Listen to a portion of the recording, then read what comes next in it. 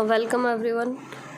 Trigonometry के अंदर दो इम्पॉर्टेंट क्वेश्चन हैं, ये एक्सरसाइज नंबर 3 के जो हम सॉल्व करेंगे। एक question number 6 and question number 7। Question आप देख सकते हैं, sine a/2 minus under root 1 plus sine a, cos a/2 minus under root 1 plus sine a, value है इसकी कॉट a/2। और ऐसे ही एक क्वेश्चन और है, ये भी मोस्ट इम्पॉर्टेंट क्वेश्चन है कि cos raise to power 4π/8, cos raise to power 4 3π/8, cos raise to power 4 5π/8 and cos raise to power 4 7π/8। Value है इसकी 3/2। तो दोनों क्वेश्चंस को सॉल्व करते हैं एक एक करके। देखिए, तो इसका LHS पार्ट हम लेके सॉल्व करते हैं इसको। यहाँ पे ये है साइन a/2 और माइनस अंडर रूट के अंदर जो 1 है, इस 1 को हम लिख सकते हैं sine a/2 plus cos a/2 का होल स्क्वायर, क्योंकि होल स्क्वायर नहीं sorry sine square plus cos square. तो 1 को हम लिख सकते हैं sine square plus cos square, और इसके साथ में प्लस साइन ए है जिसको हम लिख सकते हैं 2 साइन, हाफ एंगल में चेंज कर लेंगे इसको, 2 साइन a/2 कॉस a/2। इसी तरह से सिमिलरली हम इसके अपॉन में भी इसी तरह से सॉल्व करेंगे इसको। तो ये कॉस a/2 और अंडर रूट वाला पार्ट जो है वो सेम टू सेम रहेगा। 1 को हम लिख सकते हैं sine square a/2 plus cos square a/2, और साइन ए को लिख सकते हैं 2 साइन a/2 और कॉस a/2। इसको ध्यान से देखेंगे तो ये sign a/2 plus cos a/2 का होल स्क्वायर बन गया, ये यहाँ भी और ये यहाँ भी। तो sign a/2 plus cos a/2 का होल स्क्वायर, वो होल स्क्वायर इस अंडर रूट से हो जाएगा कैंसिल। तो एक टर्म आप चाहें तो लिख सकते हैं कि ये है sign a/2 minus under root के अंदर जो वैल्यू बन रही है वो है sign a/2 plus cos a/2 का होल स्क्वायर। उसके बाद में नेक्स्ट स्टेप में हम इसको कैंसिल कर देंगे, और ये है कॉस a/2, और यहाँ पर भी ये अंडर रूट के अंदर सेम ही वैल्यू थी, तो ये सेम टर्म ही इधर भी आएगी, sign a/2 plus cos a/2। तो चीज़ों को जो है कि जो चीज़ प्रॉब्लम क्रिएट कर रही है, जैसे अंडर रूट है तो अंडर रूट किस तरह से यहाँ सॉल्व किया जा सकता है, वो चीज़ें हम यहाँ पे चेंज करने की कोशिश करेंगे। कि साइन अब जैसे मल्टीपल और सब मल्टीपल एंगल पढ़ चुके हैं, तो इसको हाफ एंगल में चेंज कर लेंगे, और 1 को उसी टर्म में हमने लिखा है कि sine square a plus cos square a भी लिख सकते हैं, लेकिन यहाँ पे जैसे हाफ एंगल है तो उसीलिए हमने इसको हाफ एंगल में लिया है। अब यहाँ पे स्क्वायर और अंडर रूट कैंसिल हो जाएंगे, तो जो वैल्यू बचेगी वो बचेगी यहाँ पे साइन a/2, और यहाँ ये माइनस और ब्रैकेट के अंदर ये आएगा साइन a/2 और प्लस कॉस a/2, और यहाँ पे ये कॉस a/2 और माइनस में sign a/2 plus cos a/2। तो माइनस अंदर मल्टीप्लाई करेंगे तो साइन a/2 से साइन a/2 कैंसिल हो जाएगा, और जो वैल्यू बचेगी वो बचेगी कॉस a/2 माइनस का। सिमिलरली यहाँ पे कॉस कैंसिल हो जाएगा और वैल्यू बचेगी माइनस का साइन a/2। ये माइनस से माइनस कैंसिल आउट, और जो कॉस बटा साइन हम जानते हैं कि कॉट होता है, तो ये कॉट a/2। ये इसका RHS पार्ट है। तो इस तरह से ये क्वेश्चन है, सिंपल था, लेकिन जो कंसेप्ट है बस वो थोड़ा सा ये है कि आप अगर स्टार्टिंग सही करते हैं तो आगे का जो कैलकुलेशन है वो ऑटोमेटिक ही पूरा सॉल्व हो जाएगा। तो इस तरह से ये थोड़ा इम्पॉर्टेंट क्वेश्चन मुझे लगा, इसलिए सॉल्व कराया। और एक जो है ये है, इससे ज़्यादा जो इम्पॉर्टेंट क्वेश्चन है वो है ये वाला, कि इसको हमको प्रूफ करना है। इसमें आप ऑप्शन चेक भी नहीं कर सकते, क्योंकि π/8 एंगल है, 3π/8 एंगल है, तो π/8 की वैल्यू हमको पता नहीं होती है। तो इसमें ऑप्शन, वो जो पिछला क्वेश्चन था उसको ऑप्शन चेक से भी हम चेक कर सकते थे आंसर, जैसे अगर ऑब्जेक्टिव की बात करें तो ये जो क्वेश्चन है इसको ऑब्जेक्टिव में हम ऑप्शन चेक से भी नहीं कर सकते हैं। और जो जहाँ क्वेश्चन का लेवल थोड़ा टिपिकल जहाँ भी जाता है वहाँ पे आपको क्वेश्चन इसी तरह से मिलेंगे, कि एक लेवल वो था कि जब इस तरह के क्वेश्चन आते थे कि आप ऑप्शन चेक करके और ट्रिग्नोमेट्रिक क्वेश्चन सॉल्व कर सकते थे। तो अभी वो लेवल नहीं रहा है, दिन पर दिन कंपटीशन का जो लेवल है वो बढ़ रहा है। तो उस हिसाब से क्वेश्चंस का पैटर्न भी इस तरह का है कि आपके जो कंसेप्ट हैं वो ही क्लियर होने चाहिए। आपको डायरेक्ट ऑप्शन चेक करने वाले तरीके शायद ही कहीं मिलेंगे।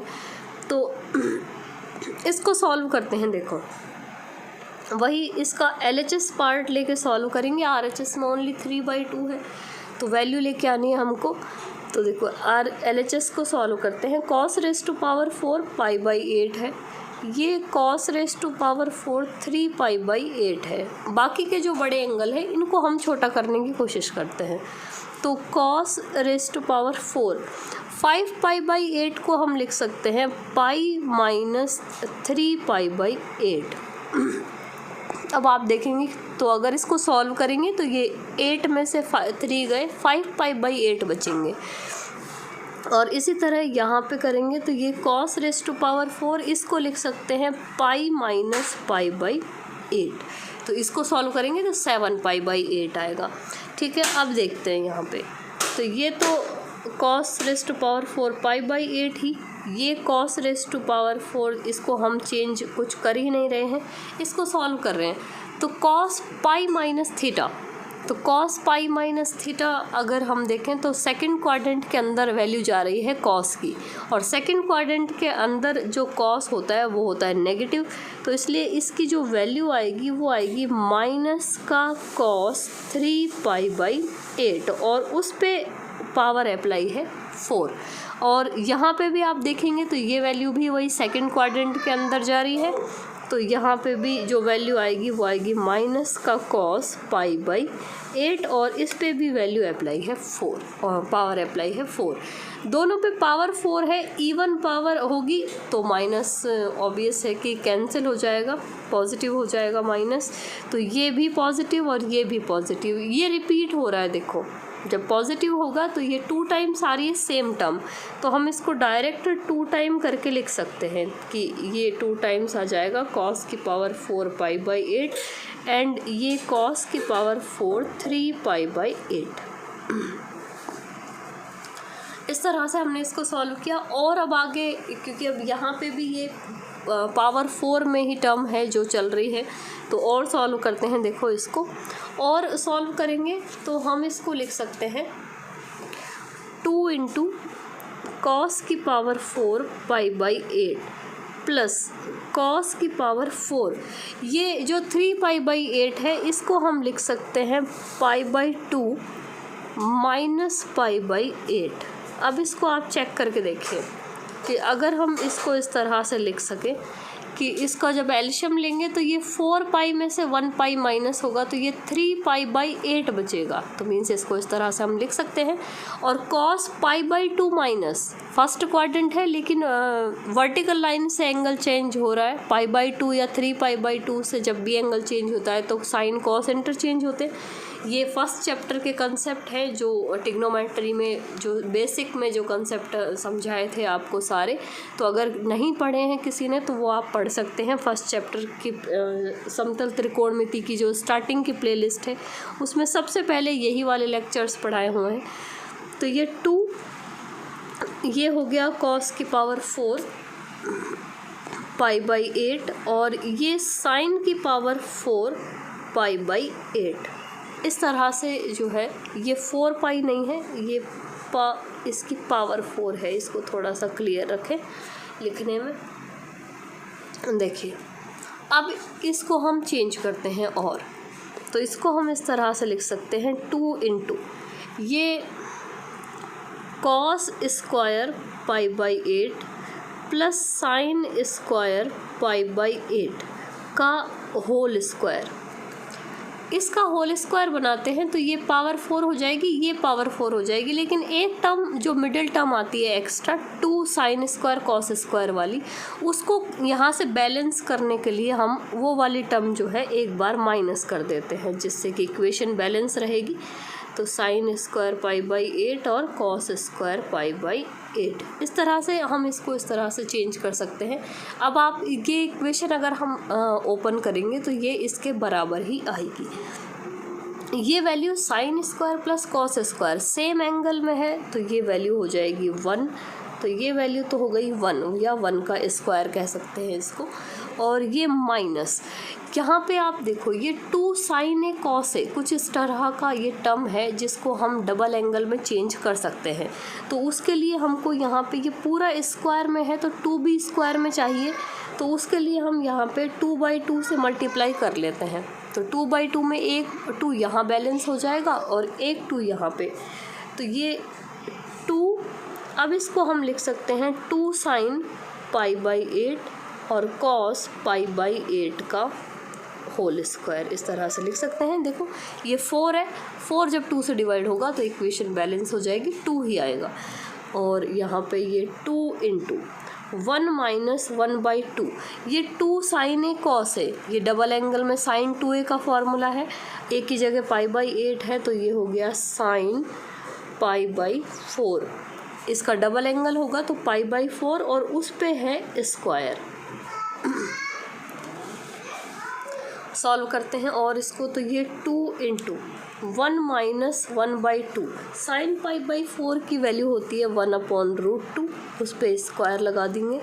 और ये 2 × 1 - 1/2 और 1/√2 का होल स्क्वायर करेंगे तो ये भी आ जाएगा 1/2, ये 1/4 बन गया। 2 × 1 - 1/4 और सॉल्व कर लेंगे इसको, और तो ये 2 × 3/4, ये 2 और 4 कैंसिल हो जाएंगे तो ये बनेगा 3/2, जो इसकी RHS या इसका रिक्वायर्ड आंसर है।